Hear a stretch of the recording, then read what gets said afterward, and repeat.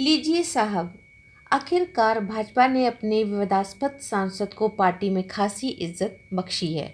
रमेश बिधूड़ी को राजस्थान चुनाव में एक अहम जिम्मेदारी देकर ये बताने की कोशिश की गई कि हेट स्पीच या मुसलमानों के खिलाफ निहायत अपमानजनक बयान देने वालों की पार्टी में कितनी अहमियत है।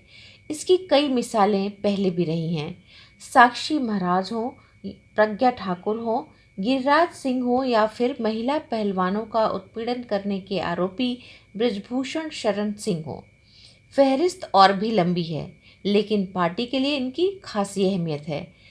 अब रमेश बिधूड़ी को सचिन पायलट के इलाके यानी गुर्जर बहुल क्षेत्र का जिम्मा देकर पार्टी ने फिर से यह साबित कर दिया है कि आने वाली चुनावी सभाओं में जहरीले भाषणों का दौर जारी रहने वाला है। अब बात मध्य प्रदेश की करते हैं, जहां एक बार फिर शिवराज के राज में उज्जैन की घटना को लेकर पार्टी की फजीहत हो रही है। वैसे भी प्रदेश में चुनावी माहौल गर्म है। ऐसे में शिव की पावन नगरी उज्जैन में एक नाबालिग लड़की के साथ दुष्कर्म की घटना ने कांग्रेस को हमलावर कर दिया है। कांग्रेस ने मध्य प्रदेश में महिलाओं के साथ होने वाली ऐसी घटनाओं की फहरिस्त जारी कर दी है। सुप्रिया श्रीनेत्र क्या कहती हैं, सुनिए। उस बच्ची की टोह लेने, उस बच्ची की खबर लेने न मुख्यमंत्री गए, न गृह मंत्री गए और न कैलाश विजयवर्गीय गए, जो लोकल हैं और वहां पर पास में रहते हैं। ये बात करते हैं महिला सशक्तिकरण की। एक दलित बच्ची के साथ दुष्कर्म हुआ, उसकी लीपापोती करने की कोशिश करी गई, उसको यूपी का बताने की कोशिश करी गई, उसको भिखारी और विक्षिप बताने की कोशिश की गई। देश के प्रधानमंत्री के मुंह से एक शब्द नहीं निकला। बड़ा वंदन अपना करा रहे थे महिला आरक्षण बिल पास कराकर। देश के गृह मंत्री मौन है। एक महिला बाल विकास मंत्री है इस देश में, वो मुहूर्त और समय देखकर बोलती हैं सिर्फ और सिर्फ राहुल गांधी जी के खिलाफ, चुप है। बेशक घटना के 72 घंटों के अंदर आरोपी पकड़ा गया है और शिवराज सरकार इसे लेकर बेहद गंभीरता से सख्त कदम उठाने की बात कर रही है, लेकिन चुनावी रंग में यह भंग उनके लिए भारी साबित पड़ सकता है। और अब बात कर लेते हैं भाजपा सांसद और पूर्व केंद्रीय मंत्री मेनका गांधी की, जो इस्कॉन पर दिए अपने बयान को लेकर संकट में पड़ गई हैं। इस्कॉन ने उन पर 100 करोड़ रुपए के मानहानि का दावा करने को कहा है। मेनका के इस बयान के पीछे जो सियासी कारण हैं, वह भी इस्कॉन ने बताया है। आइए सुनते हैं इस्कॉन की ओर से जारी यह कहानी।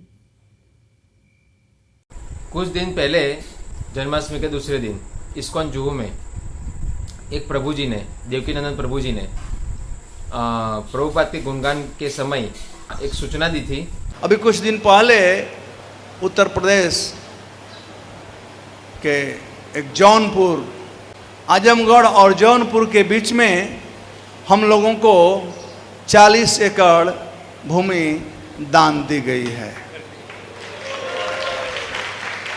और जो डोनर थे बल्कि कल आए थे यहाँ पर, और वहाँ पर 400 एकड़ जमीन का जीएस है, गवर्नमेंट का ग्राम सभा का जमीन है। तो वे कहे कि प्रभु जी इसके लिए हम कुछ व्यवस्था करेंगे कि इस कान को लीज पर मिल जाए, लेकिन हम तो बेच सकते नहीं हैं। तो हमारा प्रोग्राम है वहाँ पर कि ईपी के जितने भी बछड़े और बैल हैं उनको ला करके वहाँ पर वो 200 एकड़ में रखेंगे और फिर काऊ प्रोडक्ट तैयार करेंगे। तो ये जो आजमगढ़ और जौनपुर के बीच में जो इस्कॉन को जमीन मिली है, उसी के बगल में सुल्तानपुर है और सुल्तानपुर की एमपी है मेनका गांधी। तो हमें लगता है कि मेनका गांधी जी को ये बात खटकी है, चुभी है कि इस्कॉन को इतनी बड़ी ज़मीन मिलने जा रही है, 400 एकड़। योगी आदित्यनाथ जी भी कह रहे हैं कि इस्कॉन बहुत ही अच्छे से गौ सेवा करता है, तो इसे सरकार देना चाहती है। और मेनका गांधी जी को ये बात पसंद नहीं आई, इसीलिए उन्होंने जानबूझकर इस्कॉन को धोखेबाज संस्था कहा है। अभी के लिए फिलहाल इतना ही। नमस्कार।